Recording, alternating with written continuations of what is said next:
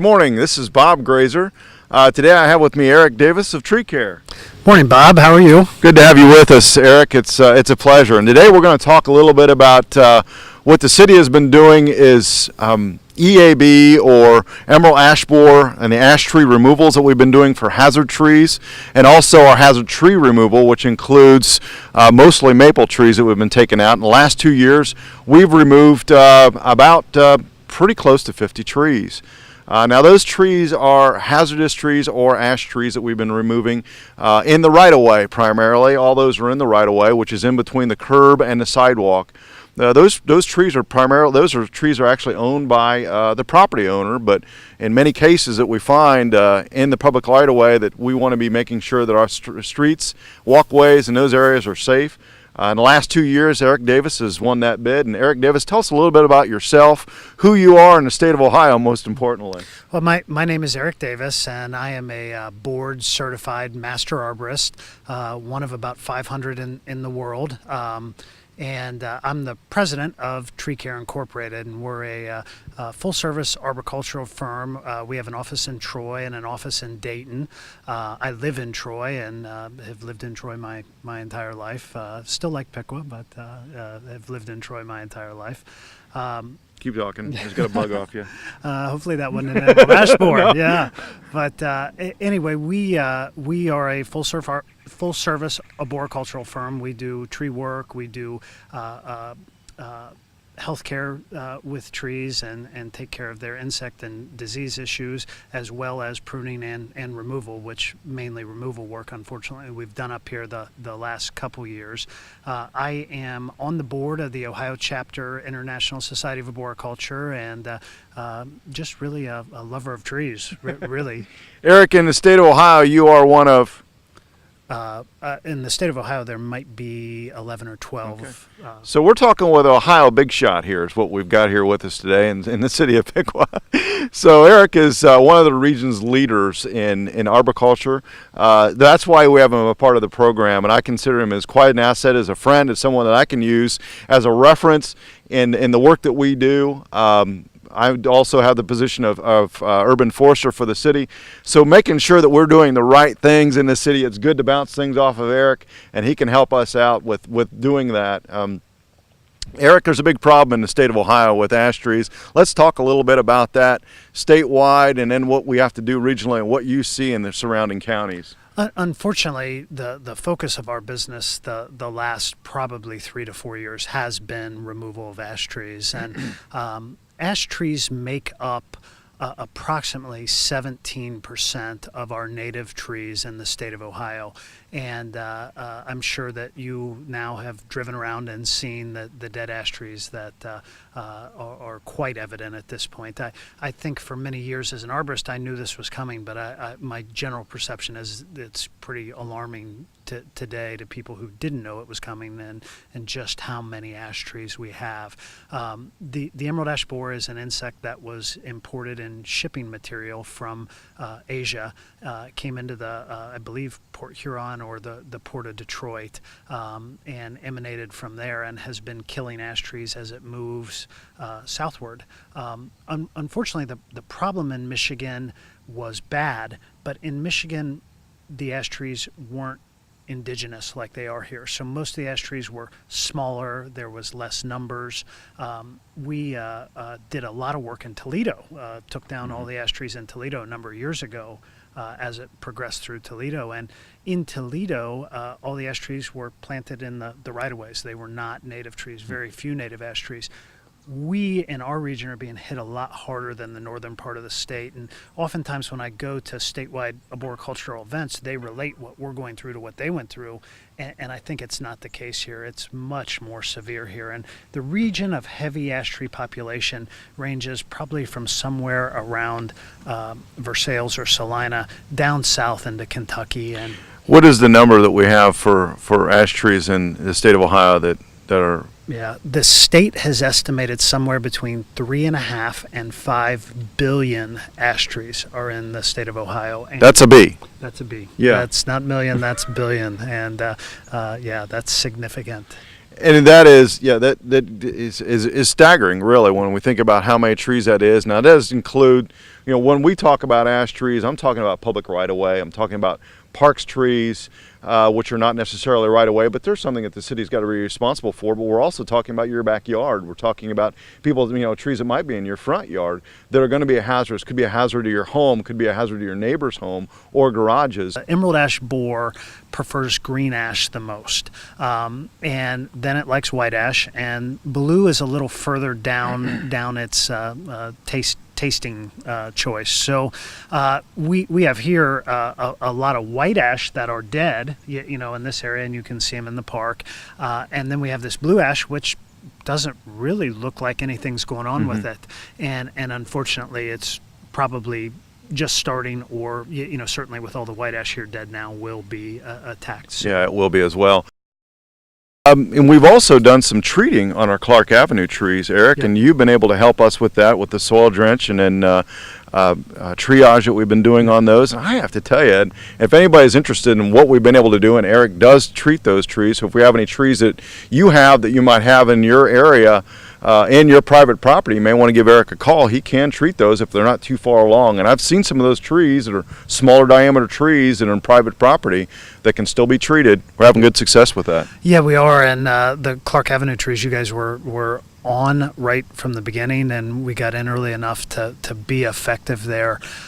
Today, if we get calls for treating, I would say probably 20% of the trees are at a point where they can be treated. Most of the ash trees now have enough damage that they can't be treated, and our threshold for that is if less than probably 15% of the canopy is dead, they can be treated. We'd like to see them with no part of the canopy dead. Success rate is also much greater the smaller the tree is, and we are, I would say, emerald ash borer comes very hard in a 4-year cycle. We are probably in year 3 of that here. I would say it could be year 2, probably year 3. We probably have one more year, and at the end of that one more year, we should see 80% of our ash trees dead in this area. At the end of that 4-year cycle, and the cycle has been put out by the researchers, about 20% of your ash trees will be alive, and then over the preceding 3 or 4 years, that 20% dies. I would say we're probably over 50% dead in Miami County now, probably approaching that 80%. It'll be interesting to see where we're at next year. That's really staggering, isn't it? It's pretty sad. In 4 years, they're pretty much gone, standing dead. It is, and for some reason, and I have yet to come up with reasoning as to why, Troy lost all their ash trees much quicker than Piqua. So apparently, Piqua's ash trees have held on a little further. Well, that's just the way it is here in Piqua. Piqua's doing a little better. And what I really think about that, and I don't know, maybe it's a geographical thing, but maybe the river that separates 75 and Piqua might have kept that from happening. They are right up against 75 in that one area where they came from, and we have the river that separates us, where we're in. Most of our trees were well beyond that, and it seems like it was just a little bit of a buffer zone. I think perhaps. I think you're right. I think that originally I did not feel great about the information that, hey, it's moving up the interstate, people are carrying wood, but really, if you follow the plight of it through Ohio, it has followed the interstate. So I believe that's true, and you're probably correct. Yeah, right there where it was on the interstate was where it was greatest found in Troy, and of course we told all the bugs to go to Troy. Is what we did. Well, you guys won again. There you have it. Can't help that. This doesn't get broadcast in Troy, does it? they wouldn't like that so much. No, just kidding. I mean, we have no way of controlling that, and I know Jeremy Drake down there, and he's doing an incredible job to remove all those trees. And originally they had 1,200 ash trees to remove in the right of way. We had about 188. Maybe 200 at one point. That's hardly, when you talk about depressing how many trees it had to come out of there, a lot of trees, and they're still working on it, still have a lot of work to do.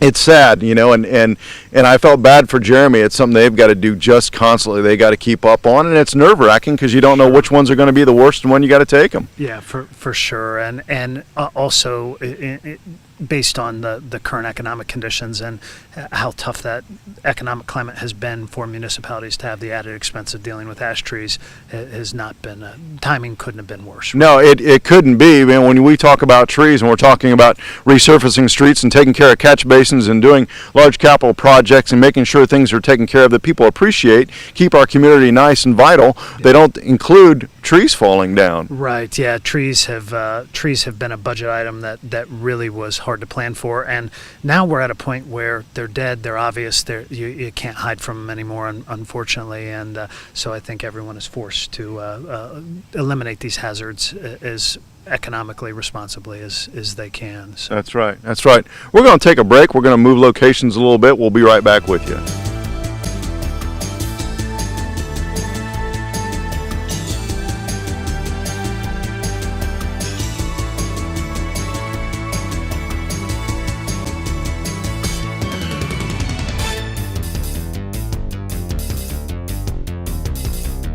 Okay, Eric, we're going to talk a little bit about, actually the Parks Department got with you about some trees we have here up in the Upper Fountain that I saw I was really kind of concerned with, and I want to make sure we get it taken care of. This is a big tree that we have standing there just off the roadside. Talk a little bit about that. Yeah, it is, and one thing to keep in mind is that tree was live last year.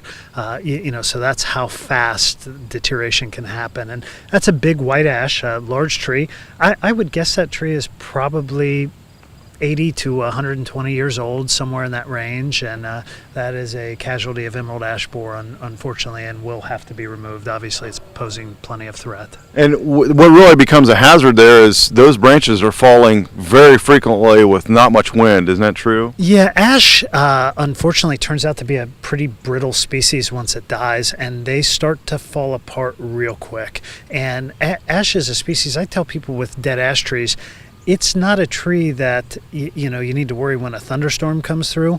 A dead ash tree really, because there's no leaves on it, is not incredibly more susceptible to failing in wind than kind of like the sail part is gone, isn't it? Right, but a dead ash tree is a tree where they're dangerous is on a nice sunny day like today, when one just comes off, and that's pretty common with ash trees. Their wood loses rigidity very quickly when they die.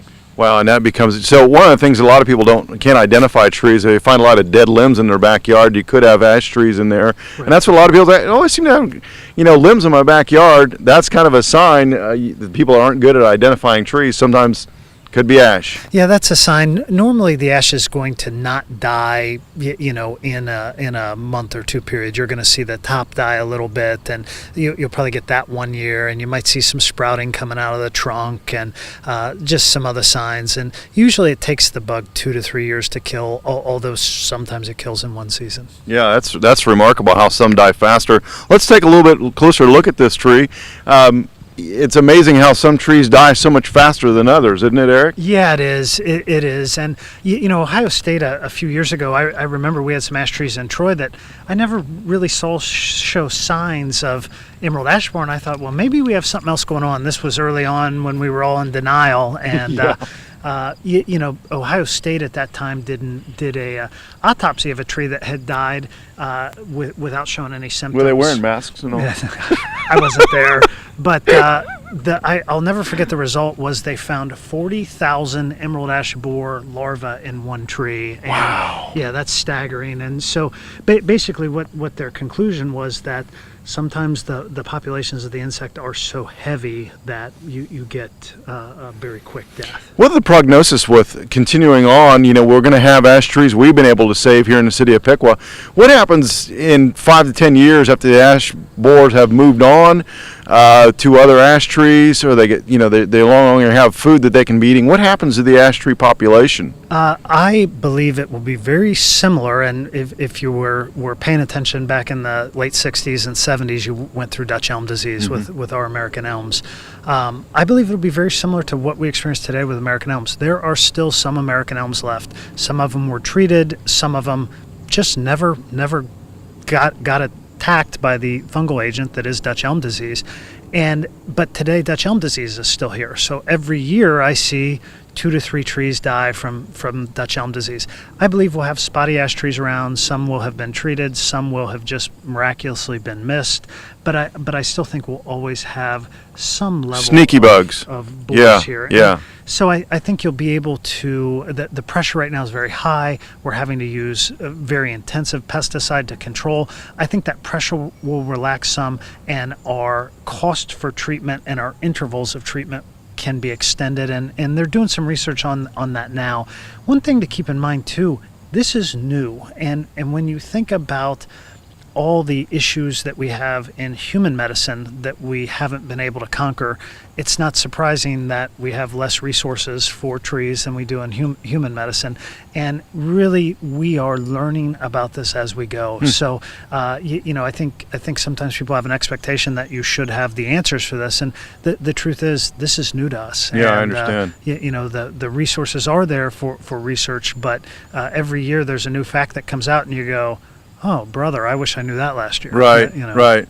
Well, one other thing to keep in mind, Bob, is emerald ash borer does not like to attack smaller diameter trees. It likes them to be over 2 to 4 inches in diameter. So as that population declines, there's probably going to be a few ash trees that didn't get attacked because they were small, and you know. So I think you'll always have some level of ash trees trying to come back, and I think we'll see ash in small numbers, but certainly not at the 17% of our native canopy. Let's talk a little bit about the new pest that we have in our region. Just briefly, it's not nearly as bad, and they've been able to kind of remediate the problem right where it's at. Let's talk a little bit about that, Eric. So that's Asian longhorn beetle, and in fact, I get a lot of questions about Asian longhorn beetle, and people assume that Asian longhorn beetle is very similar to emerald ash borer, and in fact, it is very different.